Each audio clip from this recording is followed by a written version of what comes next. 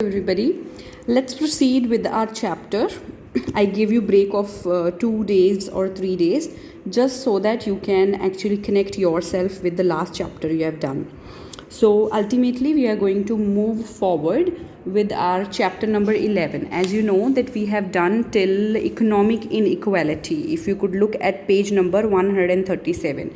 Everybody of you quickly open page number 137. Here you will see your chapter number 11 of civics and the name of chapter is equality in democracy. कि एक democratic government में equality कितनी होती है, अगर होती है तो किस टाइप की होती है, अगर नहीं होती है तो उसके कौन से टाइप होते हैं, कितनी टाइप की होती है, that you know political, social and we have economic. और एग्जिस्टिंग सोशल इनइक्वालिटी होती है, वहाँ पे डिफरेंसेस होता है लोगों में. Yes, there is lot of difference. So वो कौन से डिफरेंसेस हैं और वो क्यों बने थे, that's what we have studied already. ठीक है, now we have understood that there should be something, कुछ होना चाहिए, लेकिन वो है नहीं है, that's not there. So what to be done in that case, उसमें हम क्या करते हैं? Yes, we find the solution to that problem. That means tackling. Tackling means handling inequality. What do we need actually? We need equality, isn't it? But this is what we are not getting. And in this place, what we have actually, हमारे पास है क्या? Inequality. Fine? हमारे पास है inequality. सो inequality अगर है, उसको ऐसे tackle करना है. वी हैव टू टैकल इन सच अ वे, और you can say handle in such a way so that it turns into equality, ताकि वो इक्वालिटी बन सके, लोगों में इक्वालिटी आ सके. Equality means equal, simple. This is not equal when two people और टू रिलीजन और two countrymen are not equal. So that's what we are going to study today. Now I'm going to teach you few important facts from page number 137, this paragraph. What are these important facts? Let's have a look on my notes. Country says, who says? The law of the country says everybody is equal before law. So the word is equality before law. कानून के आगे everybody is equal. So that means all the citizens are equal before law. No discrimination while dispensing justice. जब हम justice दे रहे हैं, जब इंसाफ मिल रहा है, उस टाइम dispensing means giving. जब हम कोई justice दे रहे हैं, दो लोगों में fight होगी, they are of different religion or from different caste. So law will not think कि ये lower caste है तो इसको हमने अच्छा justice नहीं देना है, और ये higher caste है और ये जेल में नहीं जा सकता, ऐसा नहीं है. So there is equality before law. Law के सामने every citizen is equal. So law works on some principles. कौन से प्रिंसिपल्स हैं जिसके ऊपर लॉ वर्क करता है? Equality and justice. Law 2 principles के ऊपर वर्क करता है and they are equality and justice. That's how the law of our country is working. That's how we tackle inequality. इसे ऐसे हम इनइक्वालिटी हैंडल करते हैं. नहीं तो फिर जो गरीब हैं उनकी तो कभी कोई सुनेगा ही नहीं. अगर उनको कोई कंप्लेंट करनी है, दैट मीन्स वो गरीब हैं या फिर लो कास्ट के हैं, फिर उनकी कभी भी नहीं सुनी जाएगी. बट ऐसा नहीं है. लॉ हमेशा नॉर्मल बेस पे आके सोचता है. It does not care about if the person is rich और पुअर, और if the person is educated और अनएजुकेटेड, सबकी बात सुनी जाती है. So one thing which I would like to tell you is these problems of inequality. अभी if you are thinking that inequality is only there in India, no, it's not like that. Inequality is there in the world. पूरी दुनिया में inequality है. People are not equal to each other. हर country में ये problem हो सकता है. तो हमें चैलेंजेस आए हैं. We have got the challenges to tackle the inequality. हमें हैंडल करनी है इनइक्वालिटी. ये चैलेंज किसके पास है? This challenge is with the law and this challenge is with the government also. This challenge is with the government and also this challenge lies with the individuals. हमारे अपने आप में भी चैलेंज है, गवर्नमेंट के पास भी चैलेंज है. So that अगर हम इसको टैकल कर लेते हैं, every citizen will be able to live the life of dignity. और everybody wants that. You also want, I also want कि हम डिग्निटी से रहें. What do you mean by dignity? Proper respect. You seek proper respect. So everybody wants that. अगर ऐसा होता है then our society will be progressive and peaceful, society आगे बढ़ेगी and there will be peace in the society. If I say कि कोई ऐसा system है, every individual wishes to lead a life of dignity and society, or a system that denies the opportunities for it is just unfair. अगर कोई system ऐसा बना दिया है किसी गवर्नमेंट ने जो उसको अपॉर्चुनिटीज़ नहीं लेने दे रहा है एक इंडिविजुअल को, वो क्या है, वो सिस्टम इज़ अनजस्ट, वो जस्टिस नहीं है, दैट मीन्स वो इंसाफ नहीं है, अनफेयर है. So society should move on the principle of justice and equality so that it can be progressive and peaceful, वो आगे बढ़ सके. Moving further to page number 138.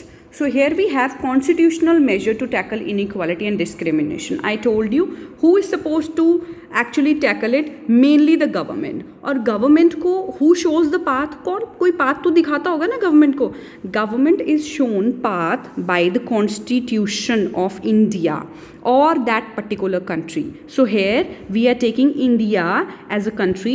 So we are saying preamble. Preamble is the main page or the first page in which the index, you can mention it like an index also, in which all the things are written. So it's categorically mentions that justice, liberty and equality as the ideals of Indian democracy. Indian democracy तभी democratic country मानी जाएगी जब उसमें justice, इंसाफ अच्छे से होगा, liberty होगी, nobody will work under pressure, and then equality होगी, everybody will be equal, freedom होगा वहाँ पे. Further pledges to secure the ideas of the citizen. ये प्लेज करता है that it is the duty of the constitution and the government in power, जो government उस time power पे है उसकी ड्यूटी है to give the citizens proper justice, liberty and equality. The government is bound, that's what I told you. Government को legal security provide करनी पड़ेगी. Those who suffer any kind of social, political or economic discrimination. Discrimination means भेदभाव, थोड़ा फ़र्क रखना. So government का ये काम है कि उसको लीगल सिक्योरिटी दे, उसके ऊपर केस लगाया जाए जहाँ पे भी लोग कंप्लेन कर रहे हैं. Additionally, the Constitution of India grants all its citizens the fundamental rights which primarily aim at ensuring. Fundamental rights ही इसीलिए दी जाते हैं so that every individual is aware about कि ये मेरे rights हैं, this is what I can do. और अगर उसको rights नहीं मिलते हैं तो then the government can seek help, the individual can seek help of government. The government obviously includes the person who are dealing with law, तो वहाँ पे we are able to get the help. Moving further, so government ने अभी तक कोई step तो लिए होंगे. We all know that inequality तो है, भेदभाव तो है लोगों में. कुछ स्टेप्स तो गवर्नमेंट ने ऑलरेडी लिए होंगे to remove this inequality. So let's see what kind of steps the government has taken. As I told you, government frames some programs and policies. Government has to provide the legal security for those who suffer. Constitution भी हमें fundamental rights देता है और government कुछ programmes and policies बनाती हैं और programme and policies के अंदर आते हैं वेरियस स्कीम्स रिलेटेड टू विच. तो मेन यहाँ से प्रॉब्लम निकलती है. एजुकेशन इक्वल नहीं है तो इकोनॉमिक डिसपैरिटी आती है, डिफरेंसेस आते हैं, ग्रेट डिफरेंसेस आते हैं. एम्प्लॉयमेंट अपॉर्चुनिटी इक्वल होगी, ऑब्वियसली इकोनॉमिक इक्वल होगी, और सोशल लेवल पे हमारी वो जो डिग्निटी है वो भी इक्वल होगी. तो हमारे पास दो सोशल इनइक्वालिटी है और इकोनॉमिक डिसपैरिटीज़ है. अगर इन चीज़ों के ऊपर गवर्नमेंट वर्क कर दे, इनमें स्पेशल स्कीम्स लगा दे जो लोग पुअर हैं उनके लिए, तो we are able to get lot of benefit. जो लोग जिनके पास कम पैसा है उनको काफ़ी बेनिफिट होता है. So here are few schemes which are written in your book, but सारी स्कीम्स में से आपको सिर्फ एक स्कीम है जो थोड़ी डिटेल में बताई गई है. Rest schemes they have just given the name. If you are so fond of, so I would request कि आप इसको एक बार सर्च करके देखिए that what are these schemes. We'll get to know about the names. The National Literacy Program, that means something related to that education is must. Sarva Shiksha Abhiyan, again it is related to education. Mahatma Gandhi National Rural Employment Guarantee Act, it is related to employment as I told you. Then is Jawahar Rozgar Yojana. Then again Rozgar means employment. It is again related, some scheme is related to employment. Then is Midday Meal Scheme. Now this is related to health and it is also connected with the employment. How it is connected with the health and employment both? I'll tell you a story. What happened? Actually, this idea came in 1960s. कौन सी year में this idea came? In 1960s Tamil Nadu के CM के कामाराज, उनको एक idea आया. कैसे आया? He got this idea after he talked to a small village boy. Once he talked to a small village boy. He asked the village boy that why are you playing on the road rather than going to the school? The village boy simply said, I am ready to go to school. मैं school जाऊँगा, लेकिन क्या मुझे वहाँ पे खाना मिलेगा? So from there, this idea generated. This story is written over here. If I go to school, will you give me food to eat? I can only learn if I eat. मैं तभी तो पढ़ पाऊँगा अगर मैं कुछ खाऊँगा. The boy's innocent reply brought the idea of midday meal, which was later adopted by other states also by copying it, like Gujarat, Kerala, Madhya Pradesh and Odisha. And on November 28, 2001, the Supreme Court made it compulsory for all the government schools to provide meals to the children. फिर ये एक compulsory चीज़ हो गई. इससे क्या था? Caste prejudice हमारे ख़त्म हो गए. प्रेजुडिस मीन्स अगर हम फ़र्क करते थे, हम सोचते थे कि ये हमारे साथ बैठ के खाना नहीं खा सकते, ये एक शेड्यूल कास्ट है, उससे छोटी कास्ट है, ऐसा नहीं था. जो भी बच्चे गवर्नमेंट स्कूल में पढ़ते थे वो सारे एक ही जगह पे बैठ के, एक ही जगह पे उनका खाना कुक होता था और वहाँ पे बैठ के वो खाते थे. दैट मीन्स सारे कम्युनिटी मील की तरह खाते थे. मिड डे मील स्कीम चलाई गई और इसकी वजह से how it is related to employment. I told you ना, this is related to employment also. This scheme is also related to employment. Then how it is related to employment? वहाँ पे तो सिर्फ बच्चों को मील मिल रहा है. Think of it. Yes, it's written. It also provides employment to poor women who prepare these meals. Obviously, if these meals are prepared on the large scale, जो इनको prepare करेगा उनको भी government कुछ पैसा देती होगी. Perfect. So that's how it is related to the health of the children, and it is also related to the employment. Through these special schemes, government tries to provide opportunities to the weaker section and marginalized section. Marginalized जिनको हम side पे लगा के रखते हैं कि ये तो सबसे कम powerful लोग हैं, including women and children. Sections में आते हैं. चिल्ड्रन को कोई नहीं पूछता है, वुमेन को बहुत कम लोग पूछते हैं, तो गवर्नमेंट इनके ऊपर वर्कआउट कर रही है. So that's how they have worked with such schemes. So government is promoting lot of schemes. Then is struggle to ensure equality in India and other democratic countries. Now we are going to study कि India में भी एक time पे equality आई है, उसके पहले शायद equality नहीं थी. तो इसकी कोई स्ट्रगल हुई होगी, किसी ने कोई काम करा होगा, कोई पर्सन होगा जिसने इसके ऊपर वर्क करा है, so that the equality has come. I am not saying there is a single person, but still एक सिंगल पर्सन की कोई इंस्पिरेशन, कोई ड्रीम हो सकती है जिसने काम करा. Then is other democratic countries. बाकी और भी बहुत कंट्रीज़ थी जहाँ पे कुछ लोगों का नेम सामने आया है. The one who has worked for the equality. So let's study about India first. India में किसने वर्कआउट करा? Then we'll study about South Africa. Then we'll again study about USA and USA for 2 times. So you can see there are names of big countries. जो बहुत अच्छी countries है, वहाँ पे भी inequality है. That means that I told you that this inequality problem is there in the world. पूरी दुनिया में ये problem है, लेकिन कोई तो होगा जिसने इस problem को solve करने के लिए वर्कआउट करा होगा. So let's see about that. Moving further, we have doctor B.R. Ambedkar. If you know about him very well, one of these stalwarts, that means loyal, reliable and hard-working person of Indian politics and champion of Dalit right. He was himself a Dalit. उन्होंने दलित right के लिए fight करा क्योंकि उनको खुद को बहुत problem आई है पूरी लाइफ में due to being a Dalit. So he has faced many bitter experiences. मतलब उनको बुरे एक्सपीरियंसेस फेस करने पड़े. In school he was not allowed to sit in the class और study with rest of the student. After a series of struggle and confrontation, मतलब उनको देखना पड़ा बहुत सारे स्ट्रगल्स और उनको फेस करनी पड़ी problem.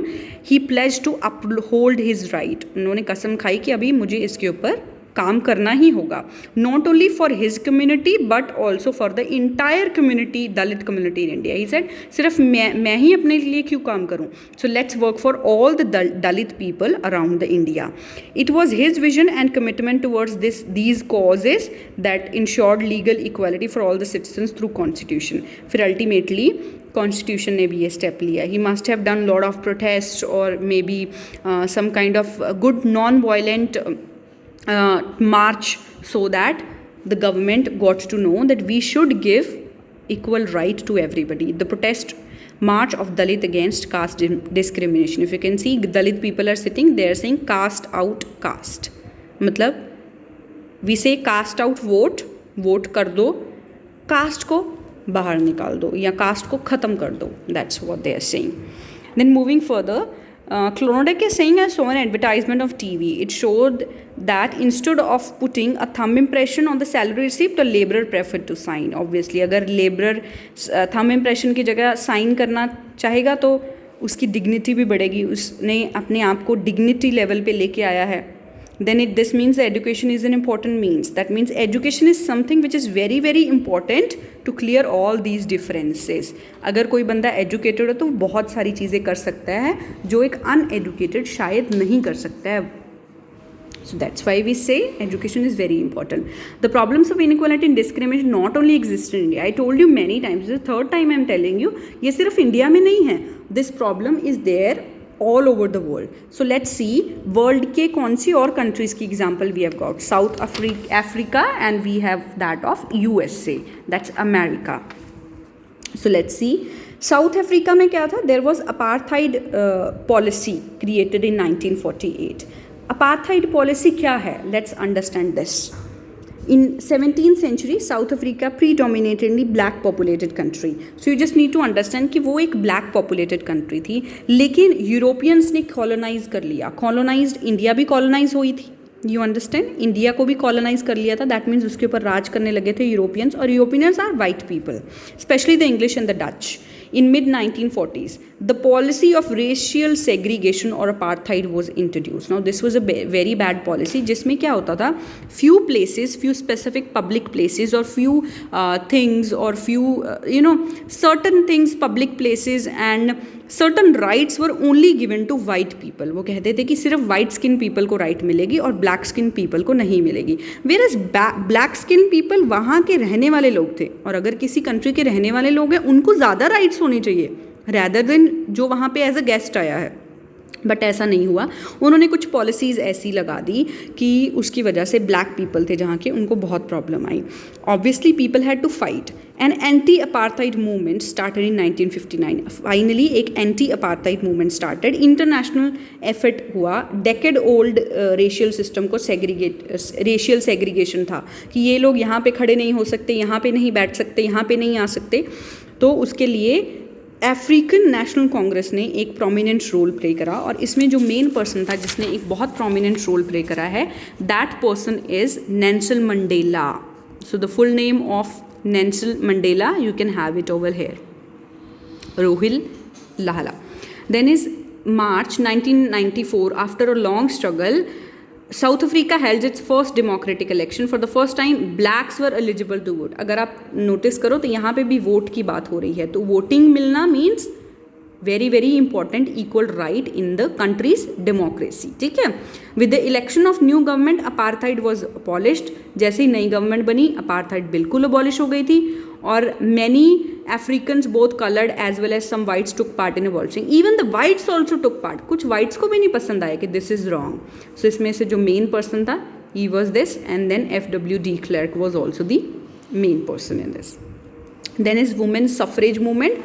Then the next we have civil right movements in United States of America.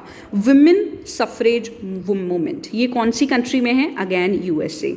USA में भी विमेन को राइट नहीं दी गई, विमेन को राइट टू वोट नहीं दी गई थी. ये मूवमेंट विमेन के लिए चलाई गई.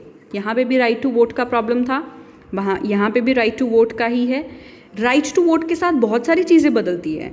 The USA gained independence from British. Again Britishers ने यहाँ पे भी कॉलोनाइजेशन करी थी 1776 में, लेकिन उनको इंडिपेंडेंस मिल गई.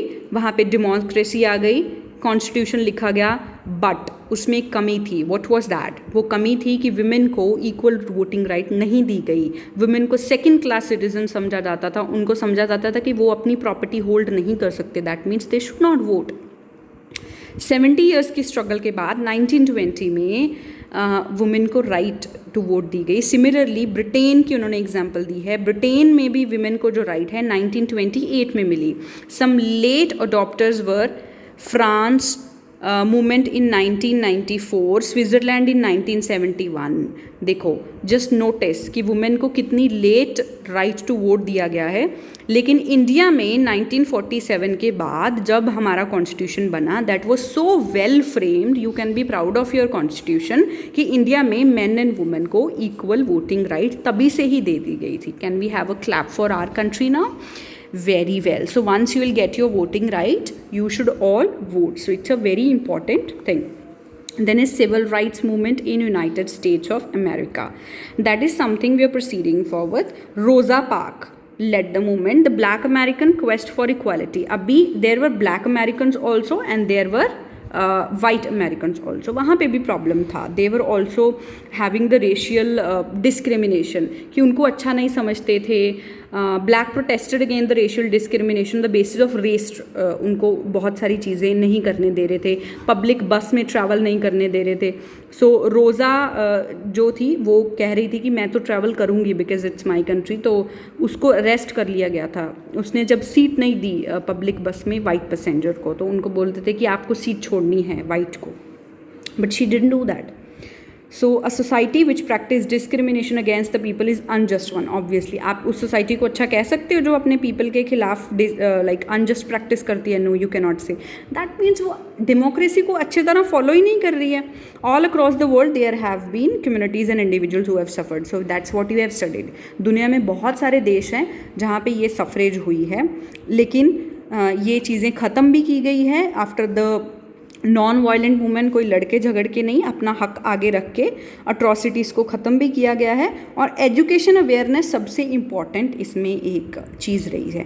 दैट मीन्स दो चीज़ें आपने यहाँ से सीखी है. इनइक्वालिटी ऑलमोस्ट सारी दुनिया में, but you can fight for your equality.